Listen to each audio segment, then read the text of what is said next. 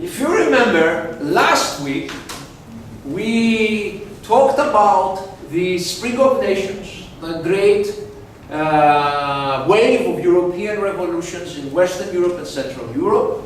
And we discussed about one of the consequences of those revolutions in France, okay? Now, the person who came in power in France had a plan, and he had a very big plan. And standing in the way of the plan was the Congress of Europe. So, he went about to break the Congress of Europe. And that person came to the conclusion that the key to breaking the Congress of Europe was to break the link between Russia on the one hand and Austria and the United Kingdom on the other hand, to essentially break the link between the key powers that underpinned the Congress of Europe. Now, we talked in previous weeks about the factors that supported the Congress of Europe. Does anybody remember what those factors were? Can they tell me? You know, what were the three factors that fostered and supported the Congress of Europe? Can anybody remind me the three factors that were supportive of the working of the Congress of Europe? Avoiding war, okay. But why? Why were they able to avoid war? That was one of the elements of the managerial coordination regime. Consultation. Again, that's one of the elements of the coordination regime. That's the tools they used to avoid war. But why were they willing to use those tools? There were a number of European conditions that made it easier to use those tools. You got the tools correctly: consultation, multilateralism, avoidance of unilateral alliances. But I'm asking, what were the conditions that made it more likely that the great powers will stick to these three things? Don't mistake tools for the motivations for using those tools. The things that they were doing in the Vienna System, it was more suitable for the great powers because they can intervene and act in. Yeah, they definitely used the Vienna System to intervene in minor powers. And as we saw, there has been no major power war despite the wave of revolutions in 1820, 1830, and 1840. But I'm asking, what were the domestic and international conditions that made it more likely for those major powers to stick with the Vienna System? One of them was the balance of power. Remember that there were no big changes in the distribution of military capabilities. If you remember the graph I had shown, there was a stability. Okay, that was one of the reasons, but there were two other important ones.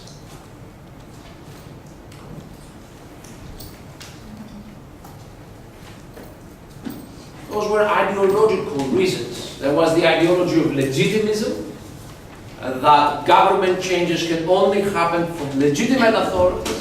And there was the fact that everybody was more or less authoritarian. There was similarity in political regimes, but by the 1840s, this has changed. England, with the first great reform, has expanded the franchise from 2% to 50% of the male population. And in France, there was an actual republic. But that republic then was overthrown by... Who overthrew the republic? Napoleon III. Okay? He overthrew the republic and established an empire. And Napoleon had a motivation to have an aggressive foreign policy because he had to satisfy a lot of domestic constituencies. So, his opening arrives where else but in Eastern Europe, in the Eastern question. Now, the last time we saw the Eastern question was in the 1840s. Can anybody remind me what had happened and why an Eastern question had arisen? There was a series of wars between which states? Or which leaders? On the one hand was, go back to your Ottoman history. Well, no, that was in the 1830s, and it's part of the Eastern question, but we're talking about what happened more close in time to the period we're looking at, the 1850s. Go back to your Ottoman history. Yes, excellent. It was the Ottoman-Egyptian War, the wars between Mahmud II and Mehmed Ali Cavalli, the Khedive of Egypt, okay? And that had created the Eastern question. And what had happened, if you remember, is the Russian Tsar had taken advantage of the situation and through the Treaty of Unkiar-Iskelesi had gotten a dominant position in the Ottoman Empire. But Austria and the United Kingdom were unhappy with that, and they had forced the Straits Convention of 1841 to essentially create a situation where Russian power did not predominate. Now, Nicholas I, the Russian Tsar, he wasn't happy with this. If you remember, he was the person who created which phrase that is important for understanding Ottoman history in the 19th century and diplomacy in general. The sick man of Europe. He was the first to use that term, okay? He said, what we have here is a sick man, and we should do everything we can to keep that man alive, but if that man dies, we should have a plan on how to inherit his patronymic. And he said that to the English and the Austrians. And if you remember, I told you that the English and the Austrians didn't say no to this, despite the fact that they had no intention of renegotiating the Straits Convention. Now, as a result, he believes that England and Austria are willing to accept an increase of Russian influence, which Nikolai felt was diminished in 1841. Now, Napoleon catches drift of this, and he decides to cause a crisis in the Ottoman Empire. And this is what he tries to do. In Jerusalem, one of the oldest fights is between Catholic priests, Orthodox priests, and Armenian priests over who controls the tomb of Christ, the Church of the Sepulchre of Christ. And we're talking about drag down fist fights, okay? Monks and priests grabbing each other's beards and punching each other, okay? And the Ottoman government had historically tried to play the role of mediator. That's why if you actually go to Jerusalem and visit the tomb, you'll see that it has essentially 5 different churches in it. So the Ottoman Empire will create rules like the Armenians can use it X amount of hours, the Orthodox can use it Y amount of hours, the Catholics things, they have the key, they have the money. It's actually a very interesting case study in managing a complex situation in a pacific manner. And I'm serious, the priests beat the crap out of each other. It's not like this was just angry words. So, the last agreement put the Orthodox Christians kind of on the top. So the Catholic Church was like, this is unfair. And if you remember, one of the key constituencies of Napoleon III are Catholics in France. That's why he invaded, as president of the French Republic, the Roman Republic, and overthrew it. So Napoleon sees a chance. I can get brownie points with the Catholics by standing up for them in Jerusalem. I can restore some of the French influence in the Ottoman Empire that had retreated because France had supported Egypt in the Ottoman-Egypt War. And maybe I can create a situation where Austria and England are opposed to Russia. And I gotta be very clear, historians disagree on how much Napoleon had planned everything that way. But unquestionably, he was willing to hit the hornet's nest. So what he does is he goes to the Ottomans and tells them, if you don't change the rules down there, I'm going to have a war with you. And the Ottomans say, fine, we'll change the rules. They change the rules, and then the Tsar learns it, and he's like, wait a minute, excuse me? I am the protector of the Christians, of the Orthodox Christians, of the true faith in the Ottoman.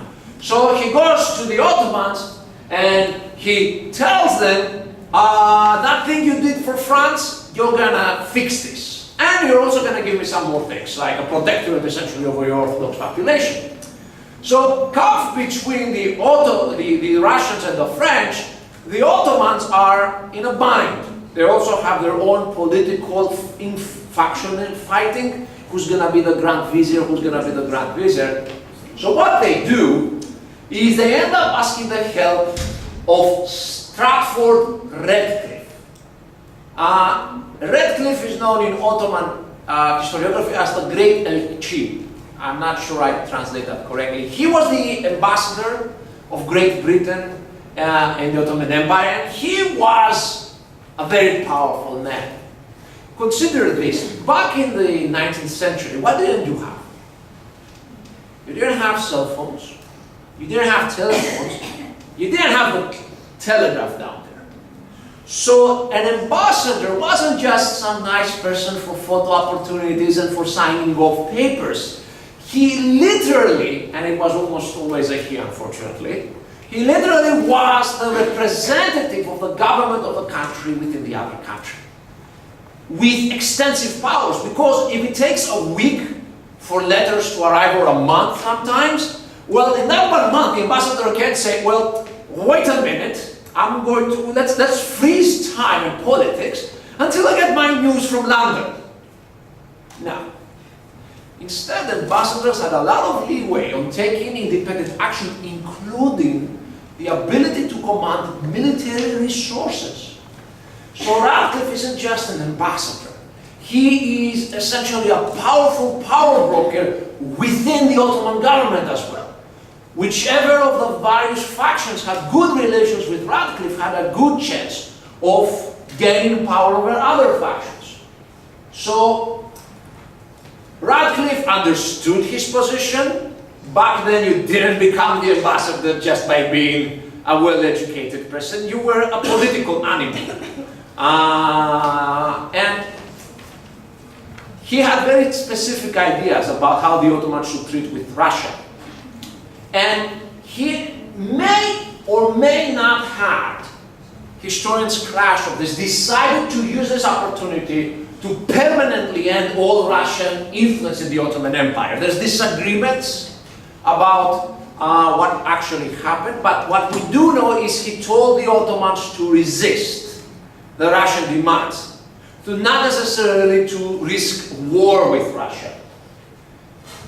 Whatever the reason, whether it was Radcliffe's nefarious plot, you know, the name actually sounds like a character from Harry Potter or something, okay?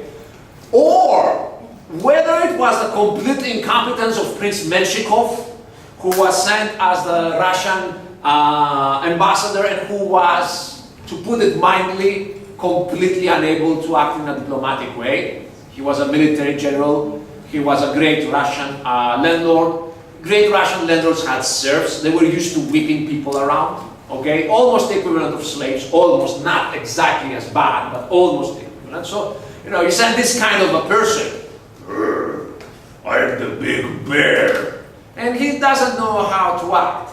So, whatever happens, the Russians bungle it.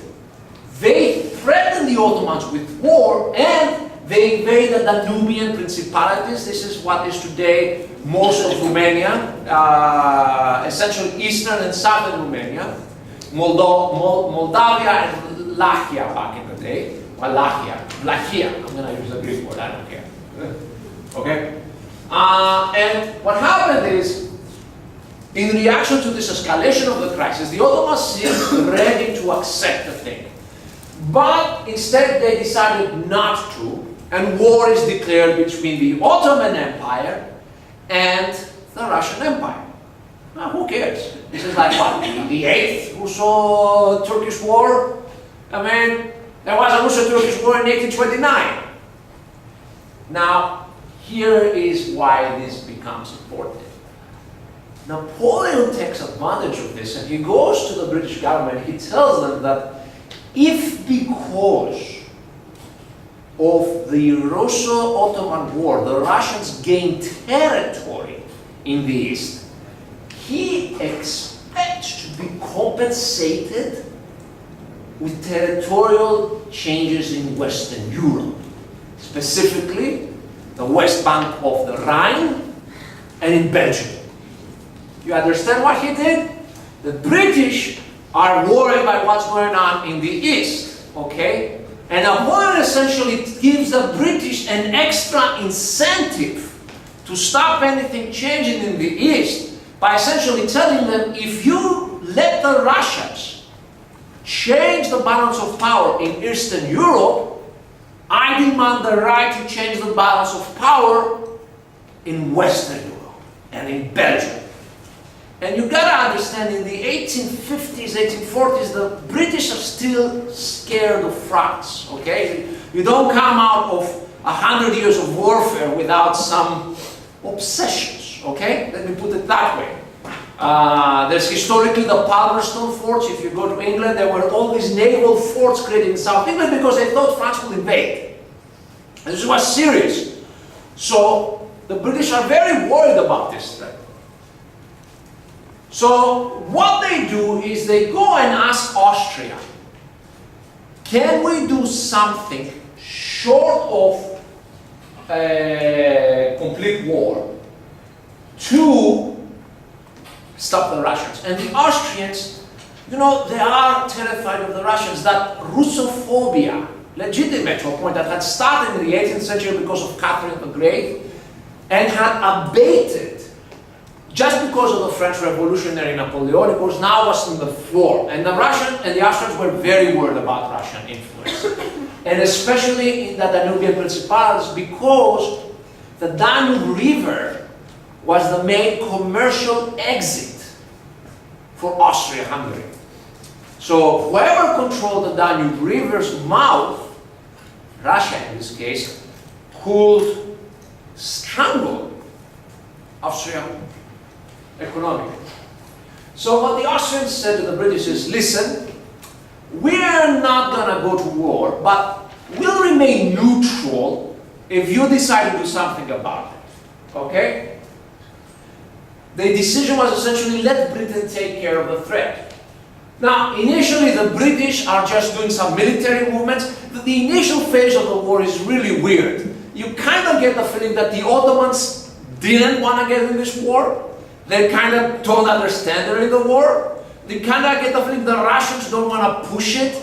There's mostly skirmishing in the Danubian Principalities around the Danube, and some small action in the area of Kars and Abraham, but there are no major attempts. It's not like 1829 when the Russians break through Bulgaria and march all the way to Edirne, okay? But due to a series of unfortunate events, Ottoman flotilla in the Black Sea port of Sinop is essentially isolated and captured and destroyed by the whole Russian Black Sea Navy. Okay? It's not a massacre, but it's a very pretty lopsided battle. The Russians pretty much crushed the Ottoman Navy. Okay? But in the British press, it is presented as a massacre. It is presented in the most Russophobic way it can be. And Britain now is a much more democratic country in the sense that the press and voters are much more interested. And what happens is this public opinion campaign turns the government to more a hardline position. So what happens is the British ally with France. Okay, they ally with Napoleon III against Russia. The cabinet primarily because they want to make sure that France doesn't create trouble in the West. So they essentially decide we're not changing the borders in the West. But listen, France, if you help us deal with Russia, we'll consider your question. So the question then is, should it be war? We're still not at war. The Ottomans are at war with the Russians, but the Allies have not yet declared war. But the press campaign is very powerful.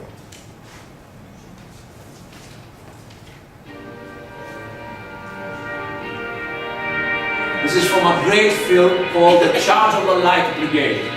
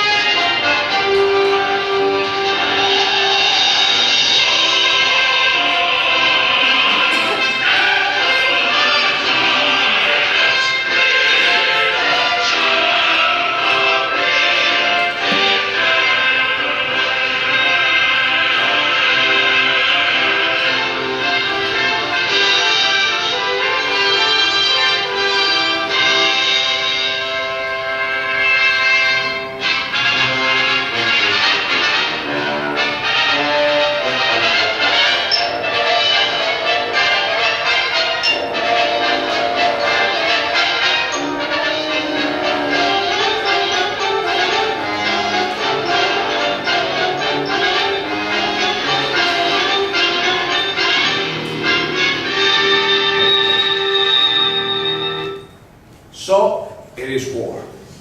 Okay? And this leads to the Crimean War. Okay? Kirim Savashi known in Turkish from 1853 to 1855.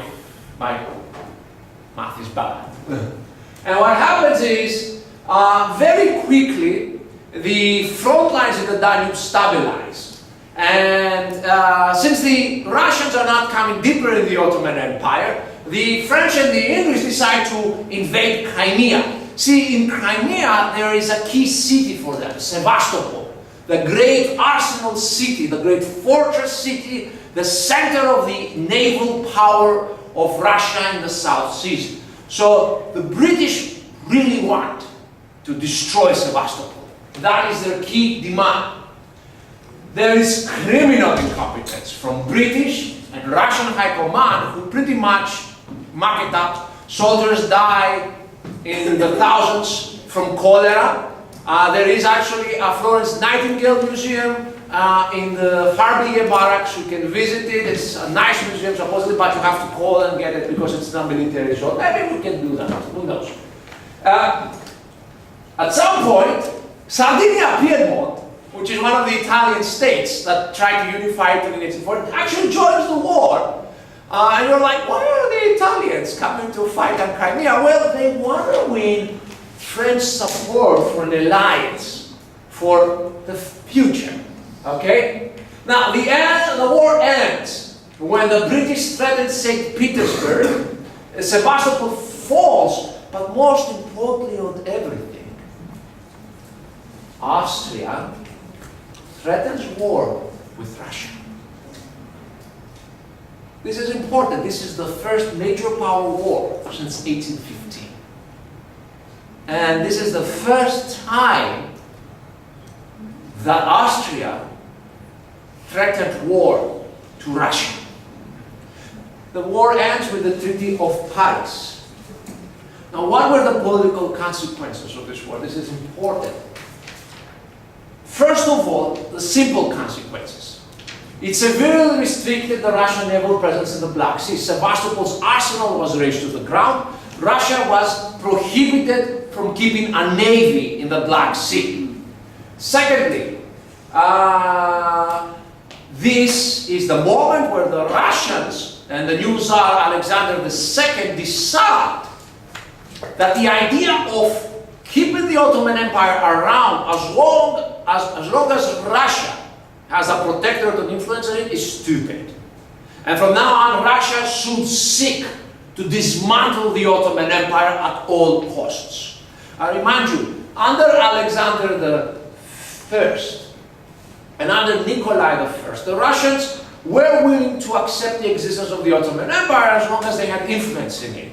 The dismantling was another option. From now on, the dismantling is the only option. Okay? Napoleon III gets military glory. Oui, la gloire. He protects Catholics. He defeats the enemies who defeated his uncle, Napoleon I. Russia sees Austria as an enemy. From this point on, the Russians conclude that Austria is not an ally. It is an undignified country that doesn't have any gratitude. Russia saves Austria in 1848, according to the Russians. In 1849, they crushed the Hungarian revolt. And how do the Austrians repay Russia's sacrifices? They threaten war. That's not very nice. Finally, after 40 years of avoiding this, two 18th century norms of politics return. Territorial compensation, the idea that if one country gains in one place, the other states need to be compensated, and grouping alliances. The idea that you have to ally with your threat in order to accommodate it, because that's what essentially England did with France, return back to international politics. But most important of all, the Congress system is dead. The Congress of Vienna system is dead. One of the key tools, the avoidance of unilateral alliances, has come to an end, and the great powers have fought a war. Now, as I said, Piedmont, Sardinia sent 15,000 men to fight in Crimea on the side of the Allies against Russia. Why did he do that? Well, to gain an alliance with Napoleon III. Now, why does Napoleon III want this alliance? Three reasons. First of all, he wants to further weaken Austria. Breaking the ties between Austria and Russia is not enough. He needs to further weaken and isolate Austria, because he considers Austria the key linchpin of the system. Secondly, he presents himself as a nationalist in order to get the support of nationalist liberals in France for his imperial regime. And he was active and had good connections with Italian nationalists. And even an Italian nationalist tries to kill him, which he says is, oh, you know what, I forgive him because he's right. I once promised I will help Italy and I forgot it, so this is fair. So he wants to ramp up his rhetoric as, I am Italy's savior, okay? Because saving Muslim Ottomans is not that popular with the French as saving Catholic Italians.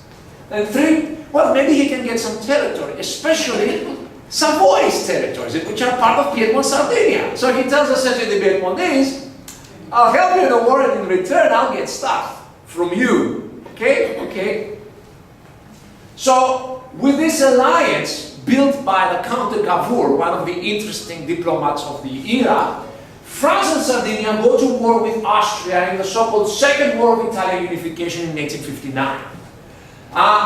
Austria, thinking it's still in the Congress system, goes to Russia and says, would you be willing to help us?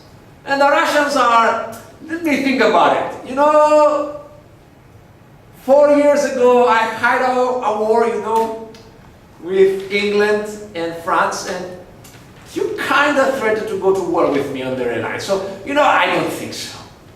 Enjoy, have fun being isolated. So, isolated from its ally in the east, Austria is defeated.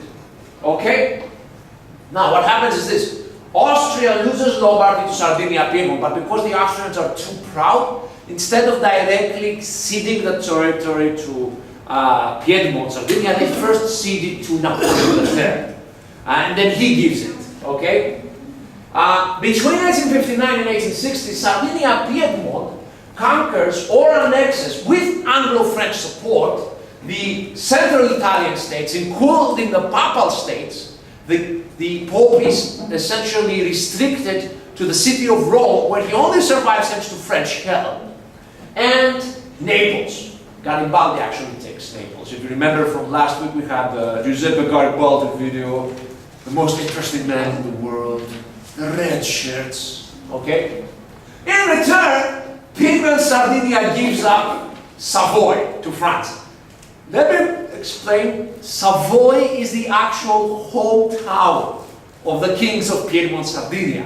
So essentially, they give their hometown. It's the equivalent of the Ottoman Sultan going to Greece and telling them, okay, you can have Bursa and the area around, because I'm going to get Bulgaria. Okay? In 1861, the new united Italian territories are declared into the Kingdom of Italy, and a new state enters the European area, Italia. And only Rome and Venice, is still in other country hands. Rome by the Pope, but protected by France. Venice still part of Austria-Hungary. So here we are. This is initially Piedmont, Sardinia. Okay? These are the territories they give to the French in return for their support, and this is what they get.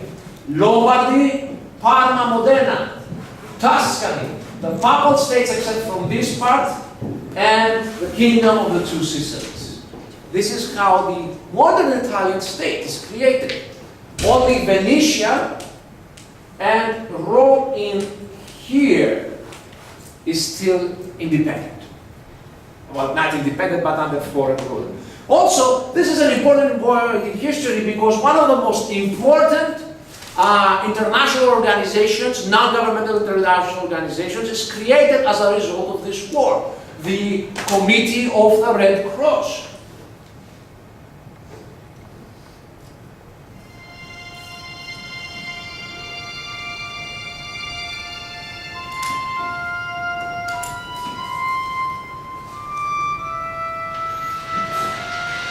It was June 1859. A lone carriage struggled across northern Italy. The gentleman inside, the Geneva merchant Henri Dunant, was on important business.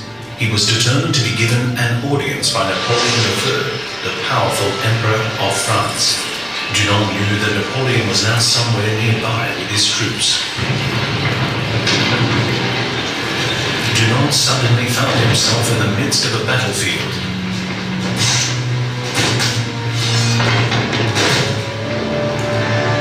Dunant was horrified. Outside the normally quiet village of Solferino, the French and Austrian armies were fighting a terrible battle. By evening, thousands lay dead, dying and wounded. But the medical troops simply could not cope, and the weary and bloodied soldiers on both sides had enough to do just saving themselves and finding their way back to their lines.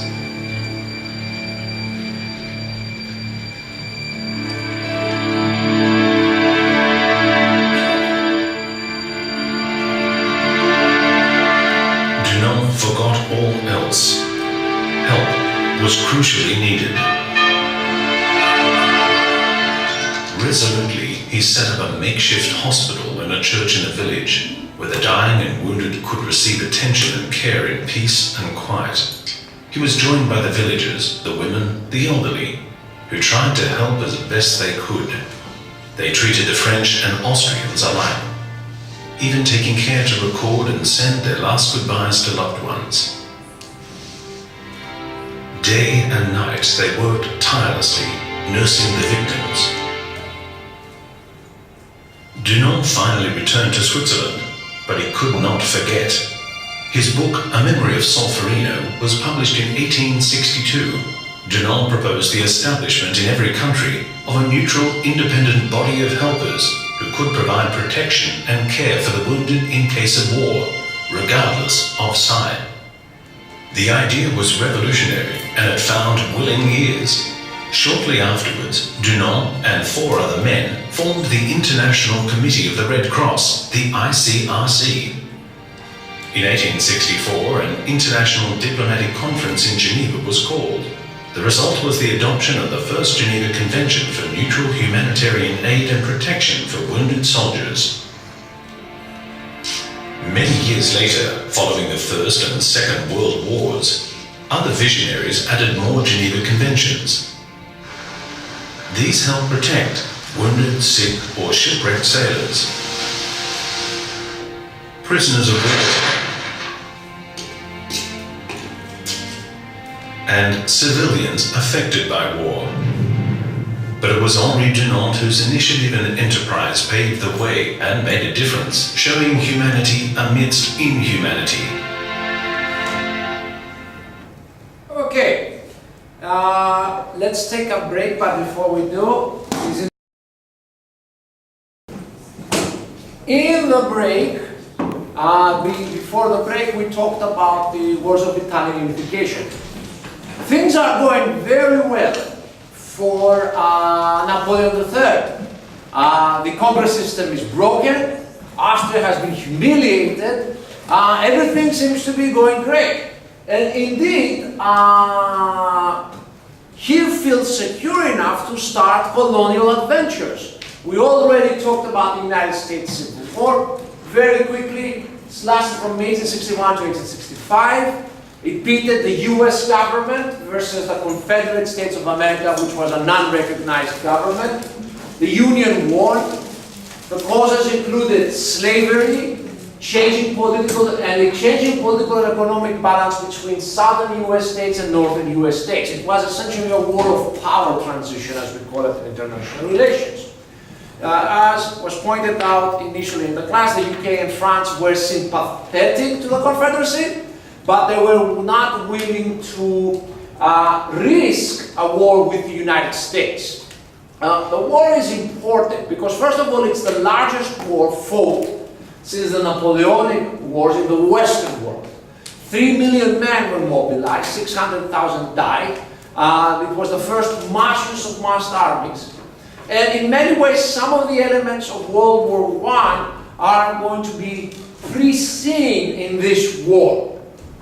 Anyway, important thing, it distracts. It distracts the UK and France from Europe.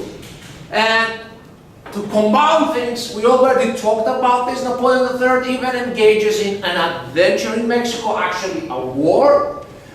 He takes advantage of the war and takes advantage of the civil war in Mexico to establish a pro-French regime, okay? Under Maximilian I Habsburg, brother of the Austrian Emperor. He is opposed by Republican liberals under Benito Juarez. This adventure, but actually a very savage counterinsurgency war, lasts for 4 years. By 1867, the United States scares France out, and Juarez is defeats Maximilian, who gets executed. So the brother of the Austrian Emperor gets put on a wall and shot. And Napoleon is forced to liberalize his empire. Until then, he ruled authoritarianly, but because of the costs and the humiliation of this adventure, he has to give some power back to the legislature. The important thing is this: with Russia out of the system, and with Austria, with France and the United Kingdom busy in the rest of the world, a space opens for resolving the other great question of Europe, which is the German question, okay? Which is the question of what happens to Germany. The Italian unification inflames nationalists in Germany, who, despite being defeated in 1848, 1849, believe the time is ripe for unification. So the question now becomes, how will Germany be united? Not if it's going to be united. On what principles? And will these principles be liberal or conservative? And finally, under whose leadership? German space is dominated by two great powers, Austria and Prussia, but also by a pan-German liberal movement. So if there is going to be German unification, which of these three competing powers is going to dominate it? And these are Austrian soldiers over here. Enter Otto von Bismarck. Now, the new Prussian king, William I, is very much opposed to liberalism. He comes to power in a conservative restoration after the 1848-49 revolutions. He's a military man. He is a devout Lutheran, I think Lutheran or Calvinist, but devout Protestant. And he pretty much does not like all of these rebellious ideas of liberty and democracy. So what happens is he had to accept a parliament, a Landtag in Prussia. And he clashes repeatedly with this parliament because what happens is he wants to increase his military budget. Why? Because French adventurism in Europe, the Crimean War, the War of Italian Unification have created conditions that lead him to believe that there is an increased chance of warfare among the great powers in Europe, and Prussia needs to get prepared. And that means Prussia needs to reform its army, and that costs money. But in the Prussian constitution, in order to raise taxes, you have to have the permission of parliament. And the parliament is dominated by the liberals, who, in return for raising taxes, demand more power over the control of the army. And William I might be willing to accept parliamentary control on any other thing, but not on the army. The army is the king's personal property. So he brings in a diplomat, Otto von Bismarck, to try and get the army bill through. Now, here's how Bismarck thinks. Bismarck sees liberalism as a threat to what can be called the Prussian order, which is essentially an aristocratic, agrarian, conservative regime dominated by the nobility. And liberalism, both its authoritarian and democratic form, is a threat to that. It's a threat because it puts more importance to urban centers and rural areas, more importance to capital and industry than to agriculture, and more importance to the bourgeois than to the nobility. The problem is this: he believes that one of the main reasons why liberalism is so strong in Germany is because liberals are also nationalists. And as long as Germany is not united, liberalism will always be an active, powerful ideology. So, he needs to decrease the popularity of liberalism. He concludes, rather than repression, which has been attempted since 1815, why not co-opt the liberals? So Bismarck says, what we're going to do is we're going to unite Germany, satisfying the main liberal demand, but on Prussian terms. Okay? The problem is that the unification of Germany is not going to happen by, as he says, negotiations and parliamentary speeches, but through Eisen und Blatt, by steel and blood, by iron and blood. And the main target is Austria. And why Austria? Because Austria was very happy with the German Confederation because it was dominating it. Austria was opposed to a unification of Germany because Austria was half a German state. And if there's a unification, there's a very good chance that Austria will not be part of it. So Bismarck decides he has to force Austria out of German politics. And he has a golden opportunity. Austria is isolated. It's vulnerable. As we said, the United Kingdom and France are occupied by imperial adventures in the Americas and Asia. Okay? Russia is still pretty much angry at Austria and not intending to help it at all. Italy threatens Austria from the south because the Italians still demand the incorporation of Venice, or Venetia, back to the new Italian kingdom. So, this is a very good diplomatic opportunity. But Bismarck doesn't just want to go to the war the way Napoleon III goes to war. He wants to make sure he has a legitimate casus belli because he needs to win over to his side the other German state, and especially the powerful southern German states, Baden, Württemberg, and Bavaria. Luckily for him, the Danes delivered. If you remember, in 1848, one of the wars that erupted was the First Schleswig-Holstein War. What had happened, the Danish king had died, and the Danish king was also the Duke of Schleswig and the Duke of Holstein. But the thing is, Schleswig and Holstein were part of the German Confederation, while Denmark is an independent state. And what is going on in Denmark, liberalism has won, and the Danish nationalist liberals want to extend the Danish constitution, the new Danish constitution, to also the Duchy of Schleswig. So essentially, they want to turn what used to be a personal union, we only have a common leader, to a constitutional union. We have the same constitution. But Schleswig and Holstein are mixed population area. Holstein is German majority, decisive German majority. Schleswig is more mixed, but still a German majority. And they want to remain part of the German Confederation under their own rules. Okay? So, when the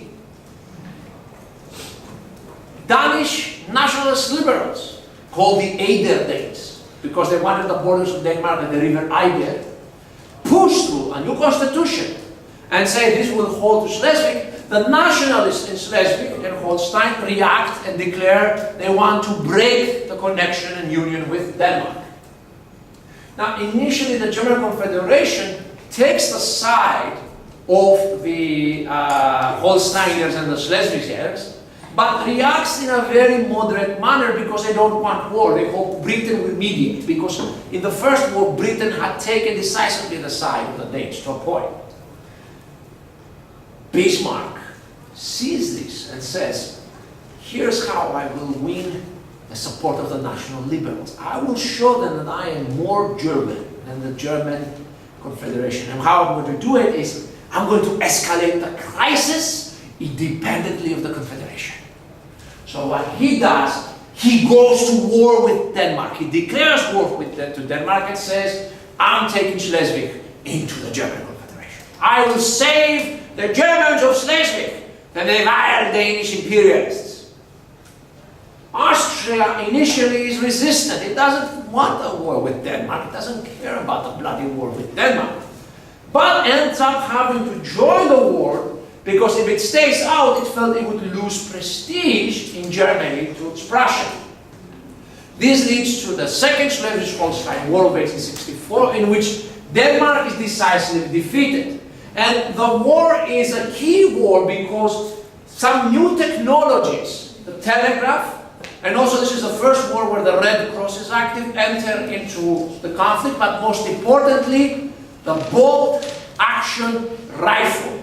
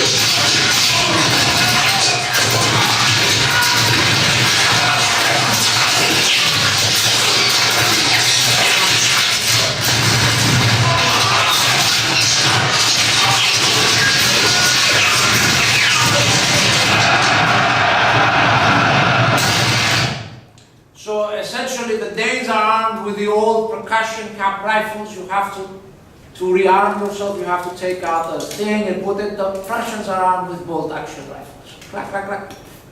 The firepower of infantry increases tenfold, which means that the old formation of warfare with cavalry, with lines of infantry, with charges. If you ever wondered what a bayonet charge looks like, this is actually one of the best representations. Is over.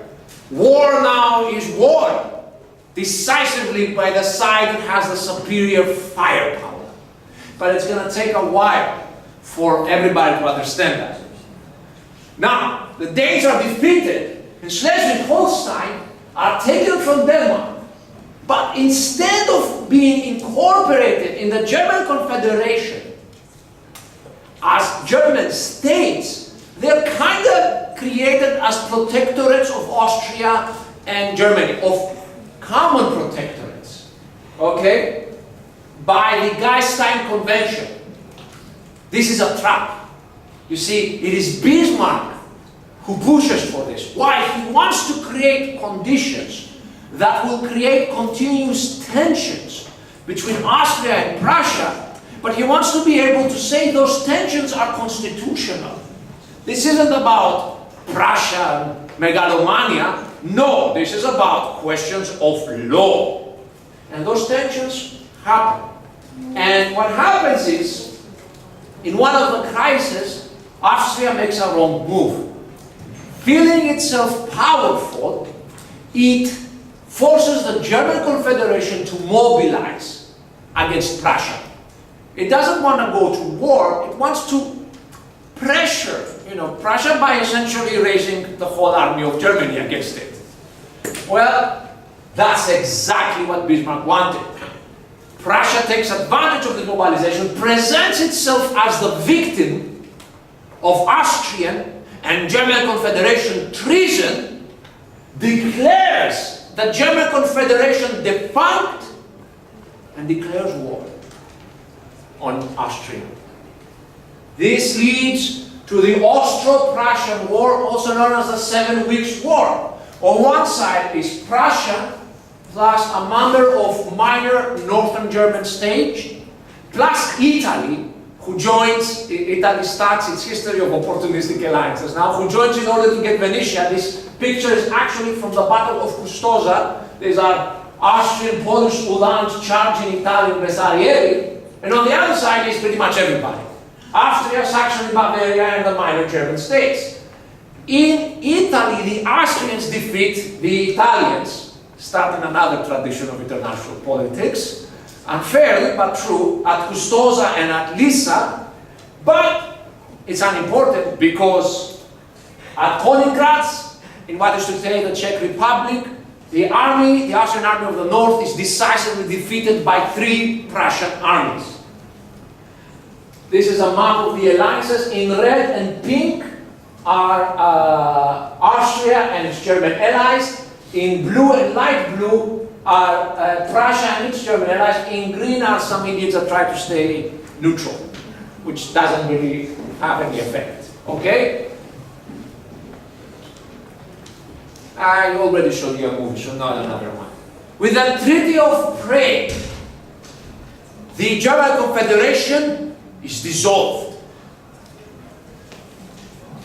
Prussia gains territory. Everything that is light blue, okay, is directly annexed into Prussia. It includes Schleswig and Holstein, Hanover. Hanover, I remind you, is the home country of the royal family of Great Britain. Okay? And territory down here, while the remaining states become parts of a North German Confederation, which is dominated by Prussia. Austria is kicked out of Germany, while Bavaria, Württemberg, Baden, and these guys, which I don't remember who they are now independent states. If the Crimean War brought the Vienna System de facto to an end, the War of 1866 brought it de jure. The German Confederation was a key part of the Treaty of Vienna. It was a key part of the system. Think about it, the territorial change is massive. For the first time in history, all of northern Germany is unified in a powerful state. And after 300 years of dominating German politics, the House of Habsburg and the Empire of Austria are expelled from Germany. Prussia and Italy make huge territorial gains. Italy gets Venetia, by the way, even though it was defeated because it's French won. And once more, the Austrians give the territory first to the Prussians or to the French, I don't remember, and then they transfer it to Italy. And we have a new North German Confederation dominated by Germany. South German states are tied to Prussia through a series of alliances. This has another important result. Remember, in 1848, 1849, the Hungarians rebelled in Austria. They were defeated, and their autonomy was curtailed. When the Austrian Empire is defeated in this war, the Hungarians threatened to rebel again. As a result, Vienna makes a key concession. It makes an agreement, a compromise with Budapest, and essentially creates the Kingdom of Hungary as a sovereign and independent co-part of the new Austro-Hungarian Empire. It is now that Austria becomes Austro-Hungary. It becomes essentially a confederation between the Empire of Austria and the Kingdom of Hungary. This is going to have immense consequences for foreign policy, especially for the Eastern question, because guess what? Hungary back then is a Balkan state. It has a lot of Slavs in it. And the Hungarians, while they like independence for themselves, they don't like independence for the Slavs within their country. They don't like independence for the Romanians within the country. They also have a deal with Croats. So, as a result, the Hungarian government starts pushing Austria to give more importance to the Balkans, where more Slavs and more Romanians live. Now this is the map of Europe in 1867, okay? Over here, you can see the North German Confederation, unified. Down here we have the Kingdom of Greece. The Ottoman Empire technically still rules all of these things, but they're actually de facto independent. France has created its colonies in Algeria. The Russian Empire is up here. Romania has united, but is a suzerain of the Ottoman Empire, as is Serbia and as is Montenegro. Italy has united. We're slowly approaching a map of Europe that becomes a bit more familiar to all of you. Okay?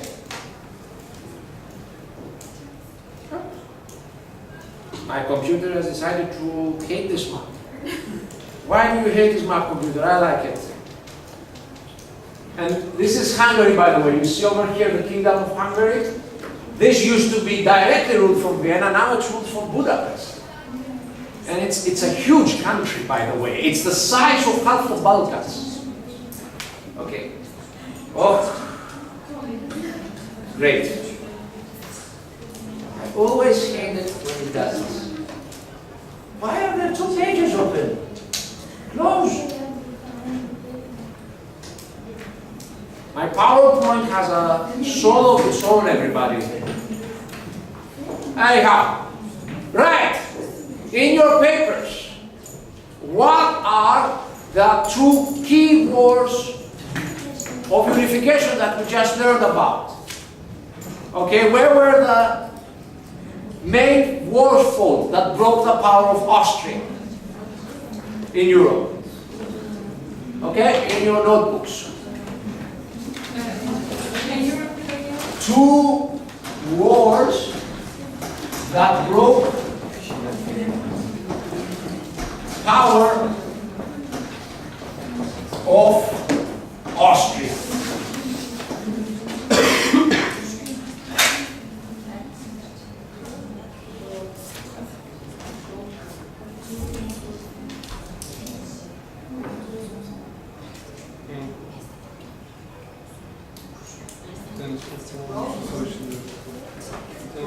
We just talked about two wars that broke the power, that shattered, that defeated the power of Austria, that ended Austria's control in two key areas of Europe. Okay?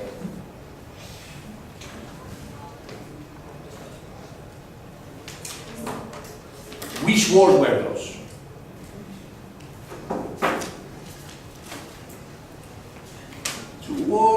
Two wars, I just talked about them. So if you can answer them, you really shouldn't be in an undergraduate degree. Cruel professor. If you did your class more fun, we would be awake.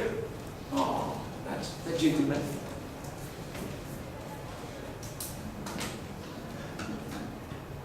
Until now, I've talked about Europe all the time. And I did warn you this class is a bit Eurocentric, but I want to take a small break. And we want to go back and look at what's going on in the rest of the world, because guess what? There's a planet. And by the way, the planet is becoming important because the bloody Europeans are conquering most of it with their little imperialism.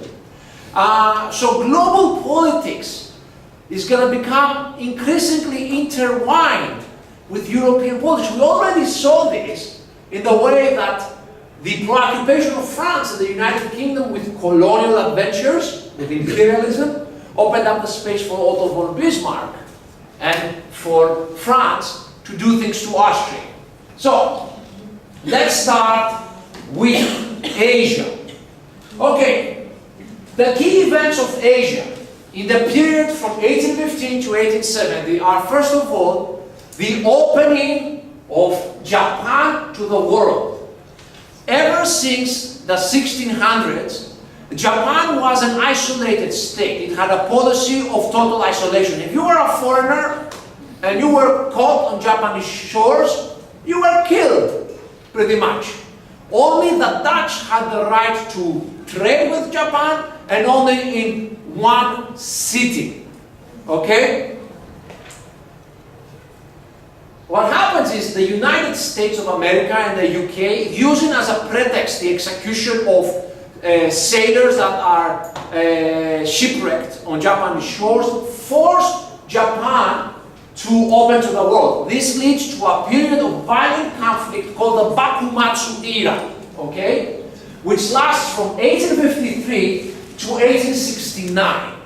By the end of the war, Japan, in just 10 years, goes from a country where people were fighting with old-style matchlock weapons, like in 17th century Europe and samurai swords, to a civil war where both sides used ironclad steamships and bolt-action rifles and breech-loading artillery. By the end, the modern empire of Japan is created. At the same time, in the same period, China's imperial isolation. China controlled essentially a world of its own.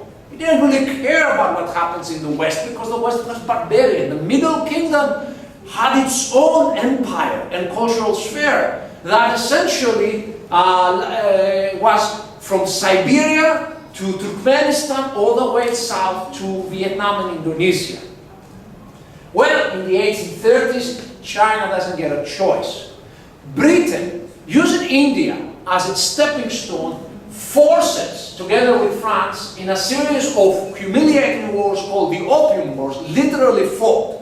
So the British and the French can sell drugs to the Chinese population.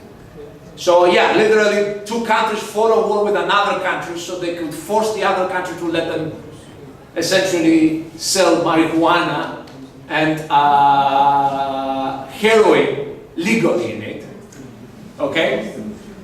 These were fought in 1839, 42, 56, 60. And what happens is these defeats smash the self-image of the Chinese about themselves and create a crisis within the Chinese empire that blossoms into the most deadly war in history, or one of the most deadly wars in history, the deadliest civil war 100%, the Taiping Rebellion.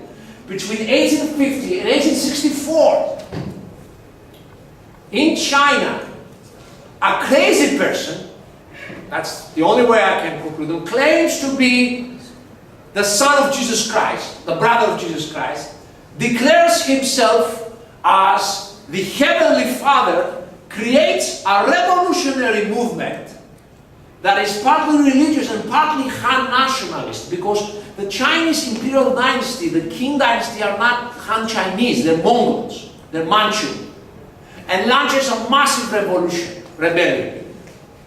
20 to 30 million people die in the conflicts fought as part of the Taiping Rebellion. And the Chinese government, the empire, comes out of it extremely wounded. In India, the UK initially defeats its most serious threat, which are the Sikh. You see, the Sikh are a martial people, a martial religion, they're used to warfare, but importantly, the Sikh were willing to modernize. When the Napoleonic Wars finished, they brought a lot of French mercenary officers who created a modern army with red uniforms, lines and everything. And for the whole period up to the 1840s, they fought the British in a full-out war. They were defeated and incorporated, and then a major Muslim initially, but then also Hindu rebellion, the Indian mutiny as the British call it, but actually a revolution in India, was defeated. At the same time, in part of their competition with Russia, they tried to conquer Afghanistan, and they failed. The first Afghan war fought in the 1840s was a complete failure. The whole British army that went there died. Only one person returned back. Meanwhile, the UK also attacks Burma as part of its strategy of securing India. This is the modern state of Myanmar, where there's a genocide going on against the Rohingya Muslims. And France begins conquering Indochina, modern Laos, Cambodia, and Vietnam. In the Middle East, there are continuous Greek and Slavic rebellions against the Ottoman Empire. At the same time, under Mahmud II, Abdul Majid, and Abdul Aziz, a major effort for reform goes on in the Ottoman Empire, leading to the Hati-Humayun decree and the Tanzimat reforms. In some places this works very well, in other places it doesn't work at all. Essentially, the further away you are from Istanbul, the less important the reforms are. And you can see this in Lebanon.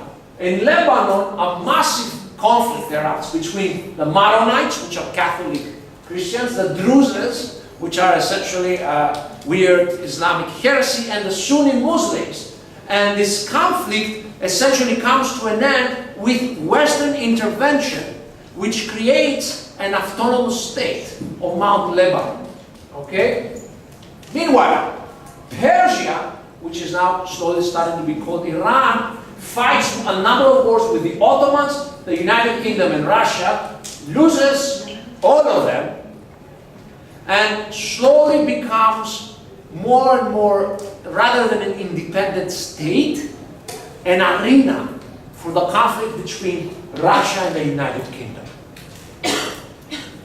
Any questions about Middle East and Asia? There's action in Latin America, deadly action. There's a number of Central American wars after a failed attempt to unify the Central American states. When they became independent, initially they were part of Mexico, but then they broke away from Mexico and created the Central American Federation. Very quickly they decided they didn't like that idea, so they spent most of the era trying to recreate the Central American Confederation or break it apart. Meanwhile, Peru, Colombia, and Ecuador fight a number of short wars in the 1860s. The most important wars are these three wars up here. The War of Confederation, in which Chile breaks up a confederation Peru between Peru and Bolivia. Then the Plantain War between Brazil and Argentina, which leads to the creation of the state of Uruguay. And then this War of the Triple Alliance, also known as the War of Paraguay, between 1864 and 1870, in which Paraguay, terrified of the strengthening of Brazil, and of the increasing centralization and stabilization of politics in Argentina goes to war by itself against Brazil, Argentina, and Uruguay. This is the deadliest war in the history of South America. Something between 300,000 to 400,000 people died. And the Paraguayan population was almost completely eradicated. By the end of the war, 90% of men were dead. For the rest of the period, Paraguay continuously is open to immigration. It becomes essentially from a Native American state to essentially a European state. So they had no choice. All the men died. Also, one result of this that's interesting, the Paraguayans become very permissive of sexual freedom. It's considered okay for a man to make sex and have children with multiple women, because the idea is the country has to be rebuilt. So while they don't do the whole Islamic multiple wives thing, they're kind of okay with cheating. Okay? Finally, in 1864 to 1866, Spain makes an attempt to re-establish its influence in Latin America and fights a naval war with Peru, Chile, Ecuador, and Bolivia called the Chincha Islands War. At the same time, all of these countries have many civil wars. For example, Bolivia changes something like 10 governments in 6 years. So it's very unstable. This is a nice picture of the War of the Triple Alliance. Let's not forget Africa. Any questions about Latin America? Africa is also interesting. You see, this is the crisis period for Africa. Until this era, and during the early part of this era, Europeans couldn't conquer Africa because they died like flies. The conditions within interior Africa were just deadly to Europeans. You were a European, you stepped in Africa, bleh. Okay, and then you were poked. So European imperialism is still really restricted by geography and climate to the coasts. So most of the imperialist action of Europe is happening in Morocco and Algeria, where Spain and France essentially destroy slowly Algeria and Morocco's independence. We already heard about South Africa, the conflicts between the Boers and the English, who are fighting the Xhosa, Basotho, and Zulus in South Africa, and the Ashanti tribes in West Africa. The Zulus, by the way, themselves were an imperialist group. They were actually invaders in modern South Africa. They attacked the Xhosa, the British, and then the Nguni between 1818 and 1860s under the leadership of one of the most important African political leaders and warlords, Shaka Zulu, who essentially created military reforms that made his Zulu army one of the most powerful local troops in Africa. In Middle Africa, in what is today Nigeria, Chad, Mali, and Mauritania, the Sokoto Caliphate, an Islamic caliphate, is created by a Ghazi. And throughout this period, the Sokoto Caliphate is engaged in warfare with other Islamic states and also with pagan African tribes. Ethiopia, which is one of the oldest Christian states, is in its era of civil war. From 1769 to 1866, Ethiopia is essentially in a continuous civil war. There is no stability. Various negus, which means warlords, lords, fight each other, and the emperor, the Negus Negusa, is essentially not powerful. In 1866, Theodoros II, I think it's the second, I might be wrong, is able to force peace and centralize the state. Unfortunately, he gets in a fight with the British imperialists who kill him, and as a result, the country goes back into continuous civil war. So, any questions? We got the main idea of what is going. So, European imperialism in some places is still very restricted. Africa. In other places, it's becoming more and more powerful, Asia. But local states still have the ability to pursue their own politics, local politics, like the Zulu, Sokoto, and Ethiopia. But as you can understand, as time is passing, this freedom of action is becoming less and less more powerful. Now, let's go back to Europe. Let me see what time is it. Okay. Okay. Let me give you a 10-minute break. It's 12:40. Be back here at 12:15. Sharp. Okay? Be back here on time. 12:50. We got cool stuff to talk about. Yes?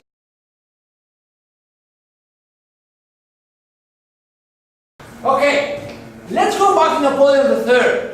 Okay. Things were going great for him. He had defeated Russia. He had defeated Austria. He should win. Okay, he had some misadventures in Mexico, but he got to beat up the Vietnamese. So he should win, right? Well, here's the thing. His Mexican adventure went nowhere. Secondly, yeah, sure, he got territory out of this. He got Savoy and Nice, but he didn't feel that it was a fair reward for his role in Italian independence. He felt that he was lost. You can tell me later, I'll give you extra credit as well. Just make sure she tells me that she came in. Okay? So just tell me later that you came in so I can give you extra credit for staying for the class. Yes, but don't go away.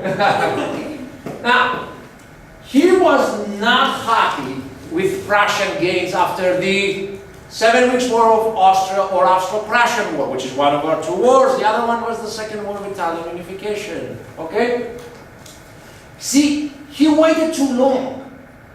He had the opportunity to ally with Austria early on, but he decided to wait, hoping that he will be able to get as much as he could from his neutrality. Well, the Prussians, they made his plan go badly. So his is considered a failure of French diplomacy. The liberals, meanwhile, were demanding more and more political concessions.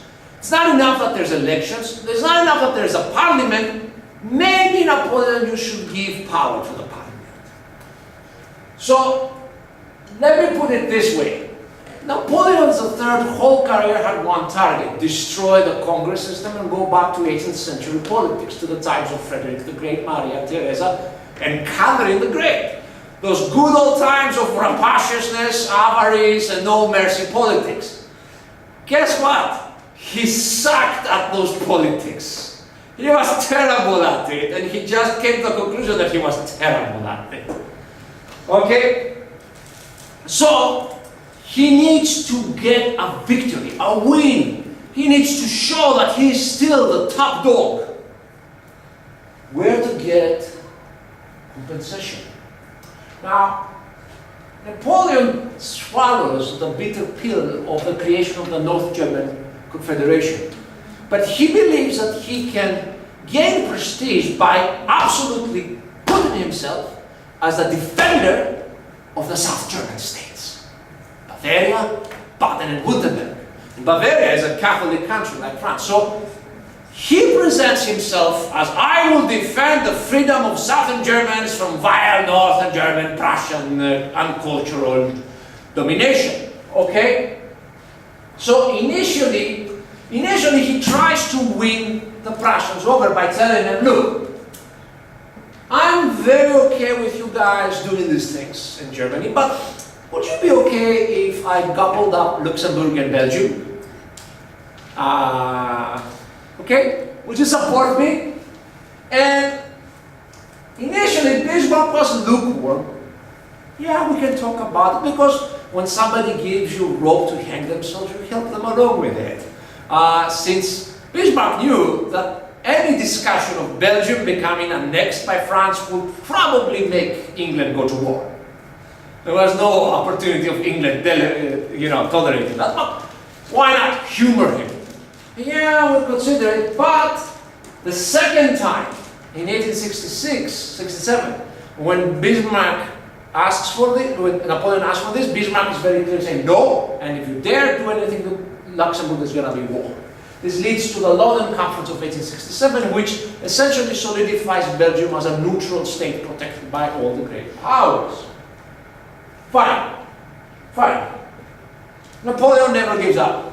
He goes back to Prussia and says, well, why don't you give me some of the German territory on the west bank of the Rhine? Okay, not the territory you have, but maybe some parts of Hesse or Baden or those places. And as you can probably understand, that doesn't make the southern German states happy. Wait, I thought you were going to protect them. Why are you trying to take away our stuff? Okay, he goes back. Okay, then he finds the perfect thing. He tries to win prestige by forcing Prussia to give up on the candidacy of a Prussian prince for the Spanish throne. Wait, what? What the fuck does Spain have to do with this? Excuse me for my bad words. Well, let's put it this way. Spain was, if you remember, had the Carlist Wars, okay, the first, second Carlist War. Spain was a failed state, okay? This is the only term that is appropriate. Okay, they had enough power to beat the Moroccans up, barely. But within Spain, there was no stable government. There were liberal authoritarians busy fighting conservative authoritarians, busy fighting nationalists. There was a continuous overthrow of Isabella II, then replaced by Hosanna, who is overthrown by a republic, who's then overthrown by essentially an Italian king who's brought in. During this period of Spanish political adventures, there was a moment where there was an opening of the candidacy for the Spanish throne. They were looking for a new king, hoping the king would save us. And among the candidates was one of the nephews of King William of Prussia. Now, King William of Prussia, like a proper northern German, did not think much about the Mediterranean people.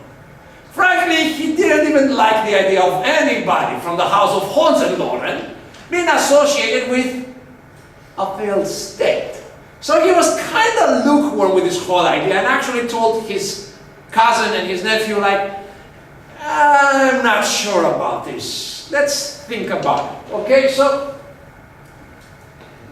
by the time that Napoleon III went in and said, hey, Germany, Prussia, you take out that candidacy, otherwise we're going to fight, William was already like, you know, nephew, it's better to be a third-rate Prussian prince than the king of Spain.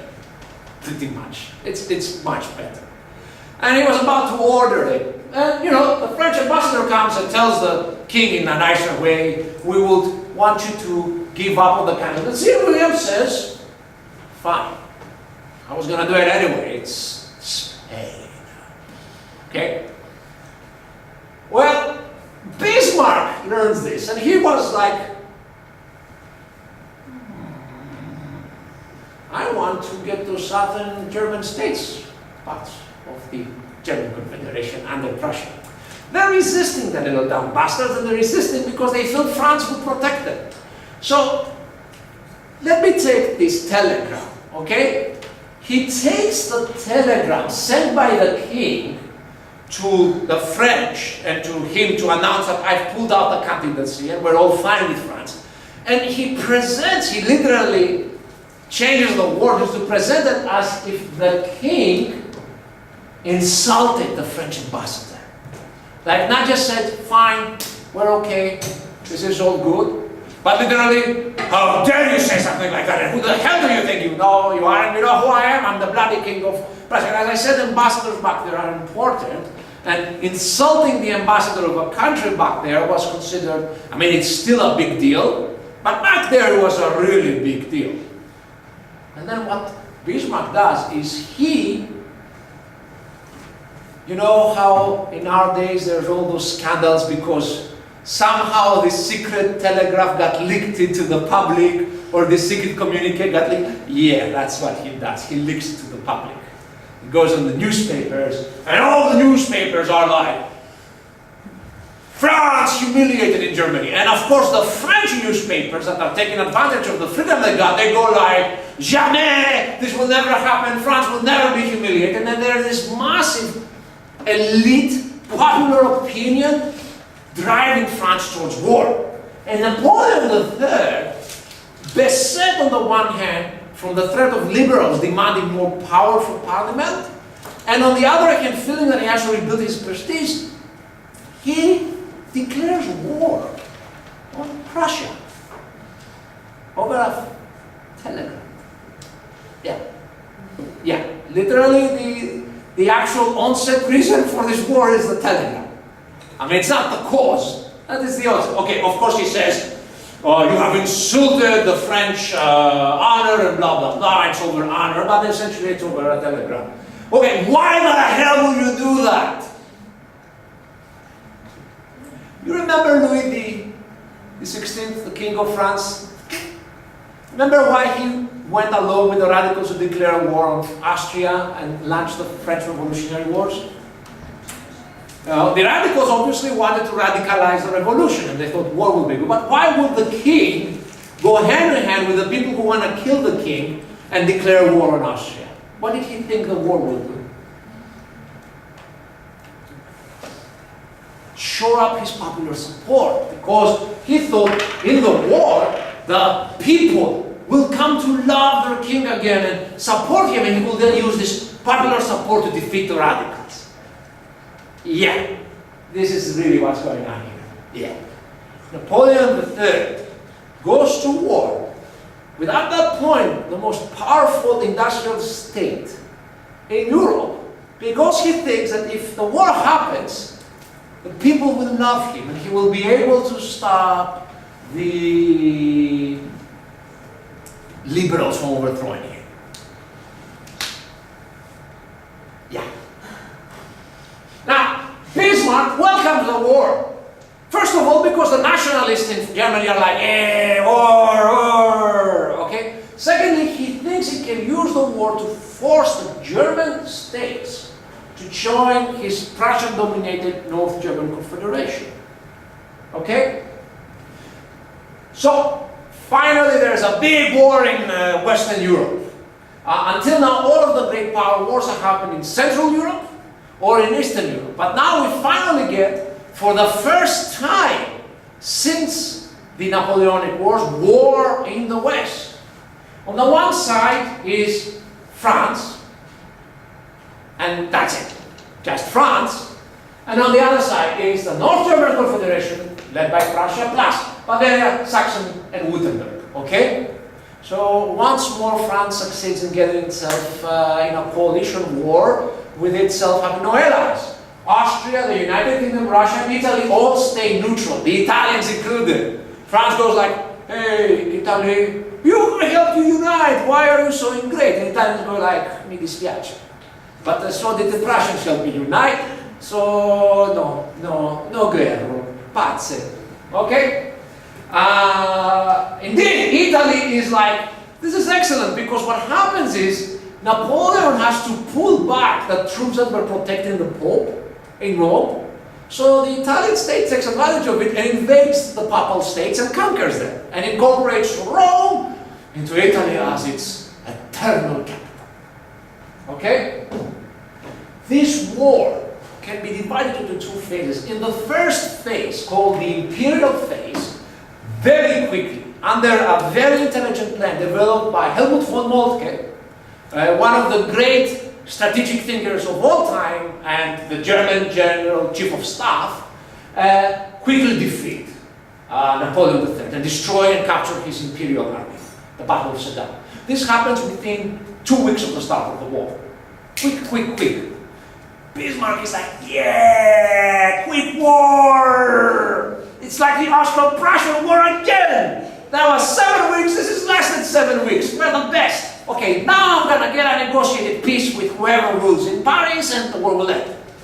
The problem is that with the defeat of Napoleon, his whole regime collapses. There is political instability in France and a republic is declared. If you're counting, this is the third French Republic declared within 50 years.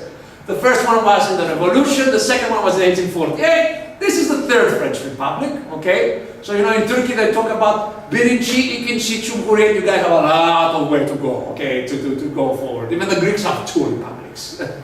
Okay, Now the problem is this, and this is a picture from the battles. Bismarck is willing to make peace with the Republic because he doesn't give a damn if France is ruled by a king or a president or an anarchist. He doesn't care about that. He only cares about his Russia and Prussian order, conservative order. He's a German nationalist. He fundamentally thinks everybody outside of Germany is doomed to bad government anyway because they're incompetent, okay? But unfortunately for him, the king and others, the Prussian king, start getting French ideas.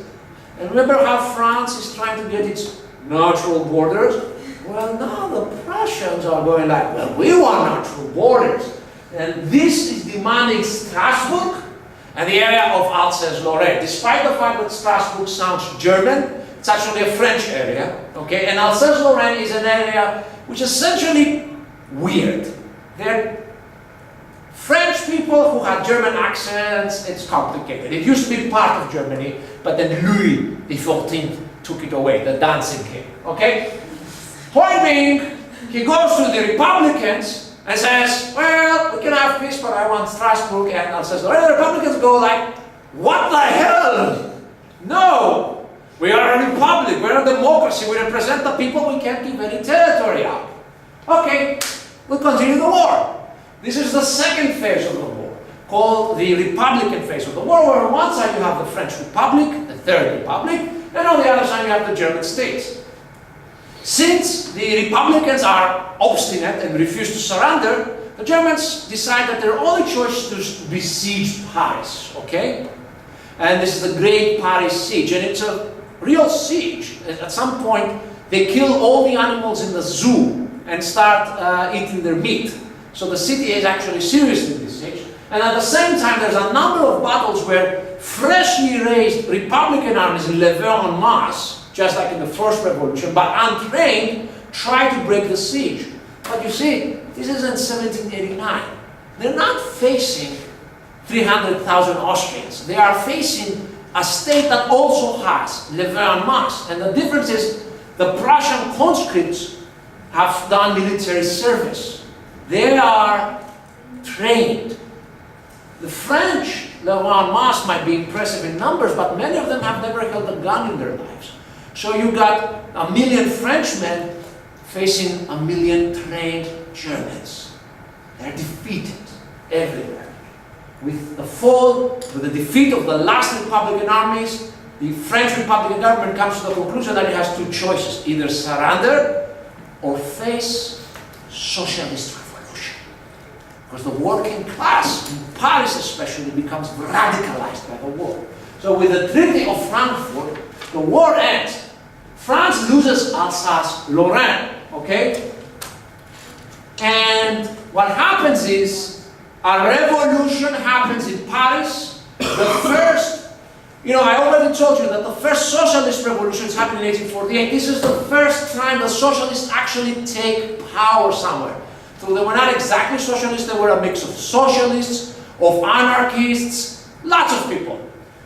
The urban poor rebel accused the Republic of being a traitor for making the peace treaty, and also fearing that the Republic, which is dominated by rural areas, might restore the monarchy, and not just any monarchy, might restore the Bourbons, not even a Bonaparte, the freaking Bourbons, okay? And they declare the Commune, the Paris Commune, and this is the first socialist state in modern history. And the Republican government puts down the Commune with the assistance of Prussia, and after very bitter and bloody fighting. Almost 1% of the working class population of Paris is killed in the taking down the Commune. Thousands become exiles and prisoners. But it's important because a certain German young, middle-aged guy called Karl Marx, living in England, devours the stories coming out of the Commune about its politics of social welfare, workers' rights and stuff like that. And he says, you ask me, what does the dictatorship of the proletariat look like? Paris Commune is what the dictatorship of the proletariat looked like. It completely changes the way of thinking within the left. And in France, the brutal, merciless, and this is done by liberals, by the way. The Third Republic are liberals, okay? They killed people in huge numbers.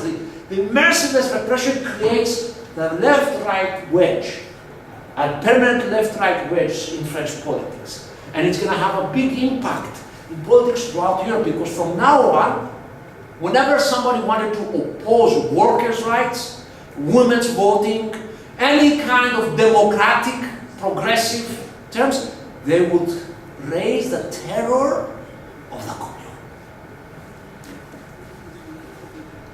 Finally, 18th January 1871, on the Room of Mirrors in the French Palace of Versailles, the very palace created by Louis XIV, enemy of the German Empire, that German Empire is created by Bismarck and William II. Now, over here is Bismarck wearing the uniform of a cuirassier. By the way, all of the German military officers hated it when he wore this uniform, because they didn't consider him a military man.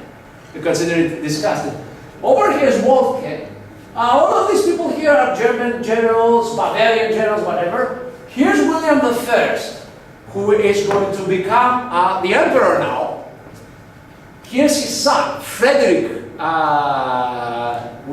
Frederick. And here's the Duke of Baden, who did the consideration. Anyway, just so you know, William I hated the idea of the empire. He didn't believe in the title. It was a democratic title.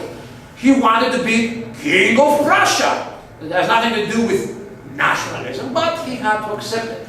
So, look, this is what we get. We get a weird state. It's called an empire, but it's actually an asymmetrical federation. Constitutionally, it's a federation of sovereign states. Prussia, Saxony, Bavaria, Württemberg, Baden, and some other territories, this tiny country. Each of these is still sovereign. They still have ambassadors from the great powers, okay? Technically, each of these states retains its own army. There is a Reichstag, which is voted by mass voting. In another name, the central government of the federation is more democratic than the government of Prussia, okay? But look at the map. Who do you think is going to dominate this political system? Prussia. By constitutional rules, Prussia has a powerful veto. So it's not an empire in the classical sense. Constitutionally, it's a federal state, but in reality, it's a hegemony, a legal hegemony. I need you to understand something. This is the greatest change in European history since the fall of Rome. Essentially, for all of our history, let's say from the 800s until now, for 1,000 years, Central Europe was divided. Remember, the last time anybody tried to unify Central Europe was the 30 Years' War. Okay, Central Europe was divided. European balance of power was predicated on a weak Germany, a weak center, which will be used to balance on one side Russia, Austria, and on the other side France and England. Okay? Sure, Prussia was tolerated as a great power, just the same way as Italy is now tolerated as a great power. It was more like an honorary great power, but ultimately it was the least of the great powers. Germany was not able to threaten anybody around it. Look at this map. Right? Germany is united. The great buffer space between East and West is gone. Now we have a powerful militarized industrial state with powerful nationalism backing it up. This is a massive transformation in European politics. Because, guess what? It doesn't really resolve the issue of German vulnerability, and it adds to it now the threat Germany poses for the countries. Until now, the story was, we threaten you, and these guys cooperate and block it, and there's a stability. Now, we still threaten you, but now you threaten us. Okay? And this is something that Bismarck understands. Bismarck used war to remake the European order, okay? He's not a pacifist. But now he becomes very fearful of war. Why he experiences the Paris Commune, and he comes to the same conclusion that people like Metternich had come 50 years ago, which is war is dangerous because war can lead to radical politics. So he fully believes that if there is another, okay, great war in Europe, great power war, it's going to be more massive than the Franco-Prussian War, and it's going to end with the creation of a radical democratic state, like the Paris Commune on a huge phase. It might mean the end of Prussia. Bismarck did not unify Germany, so a bunch of unwashed working class and bourgeois bastards could inherit it. He unified Germany to protect the Prussian order. So unlike Napoleon III, he has no intention of playing at 18th century games, because he knows 18th century games lead to great power wars. So he has to find a solution. But here's his problem. Recreating a new Congress system is impossible. Why? Because first of all, France hates Germany now. And will always hate Germany because Alsace Lorraine, revenge. All French children from now on are going to go to school and learn, we must retake Alsace-Lorraine, we must retake Alsace-Lorraine, we must retake Alsace-Lorraine. Okay, it's like the Megali idea in Greece. It's like a fixture, an obsession.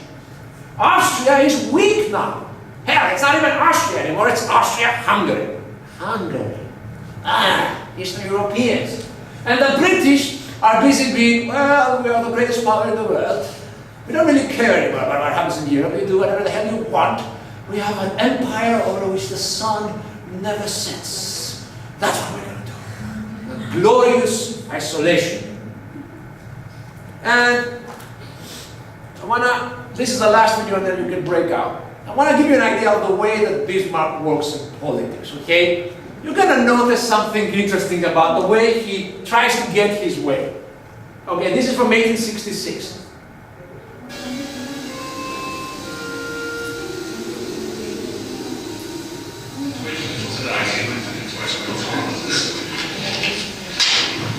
We must occupy Vienna. No, Your Majesty. The army must march through it. And precipitate a general conflict? Why not? The commanders are prepared. Then they are fools. We will not make Prussia stronger by taking 1 yard of Austrian land. The Austrians have lost. And we won our prize. Now let's go home and bargain. I will not agree. Am I Your Majesty's Minister President or not? Let each tribe stay in its own lands. What would we gain by subduing Austria? How in Hungary and in the Balkans. Hungary is full of Catholic Magyars. Let them keep it. When the Balkans unearth the healthy bones of one single Pomeranian grenadier, let the others fight their own battles. War should only be used for a policy worth its sacrifices. No one who see man dying on the battlefield can have lightly fire. Oh, don't cry, man. His tears are political.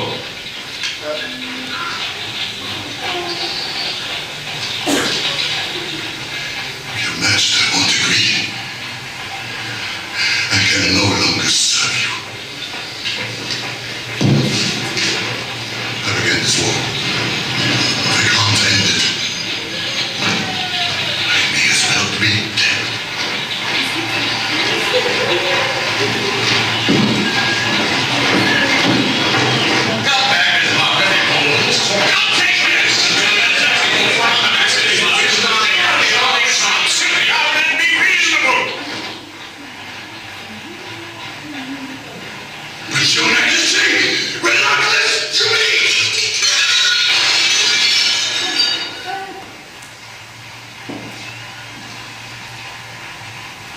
Listen to me, Father.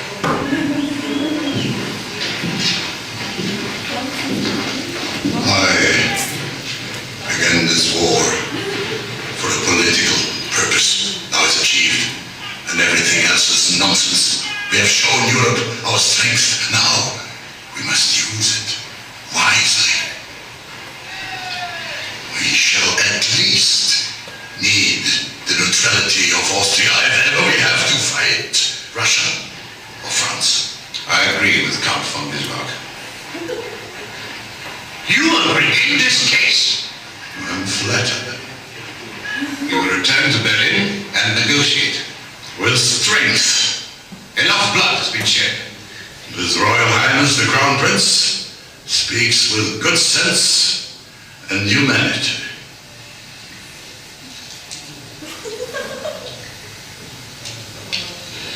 You're all against me. This is disgusting. Okay, so next class we'll learn how a person who conducts policy like this, I'm not kidding you, this is realistic. A lot of the interactions between King William and Bismarck included yelling at each other until they started crying.